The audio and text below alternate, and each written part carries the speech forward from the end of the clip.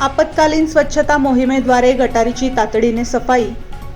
बुधवार दिनांक 29 जुलै 2026 रोजी प्रभाग क्रमांक 10 मधील खांबेकर खुंट परिसरात तुंबलेल्या गटारीची आपत्कालीन स्वच्छता करण्यात आली। नगर परिषद प्रशासन संचालनालय मुंबई यांच्या माध्यमातून मेट्रो वेस्ट हँडलिंग कंपनीचे अत्याधुनिक आपत्कालीन जेटिंग मशीन वापरून गटारीतील चोकअप काढण्यात आला व सांडपाण्याचा सुरळीत निचरा करण्यात आला। नागरिकांना कोणताही त्रास होऊ नये व स्वच्छता व्यवस्था अधिक प्रभावी व्हावी या उद्देशाने ही कारवाई तातडीने करण्यात आली।